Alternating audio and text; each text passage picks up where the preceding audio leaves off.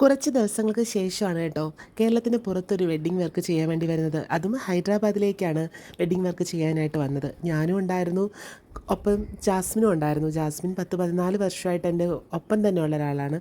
അപ്പോൾ ഞങ്ങൾ രണ്ടുപേരും കൂടിയാണ് ഹൈദരാബാദിലേക്ക് മേക്കപ്പ് ചെയ്യാനായിട്ട് വന്നത്. ഇന്ന് ക്രിസ്ത്യൻ ബ്രൈഡ് മേക്കപ്പാണ് കേട്ടോ ഉണ്ടായിരുന്നത്.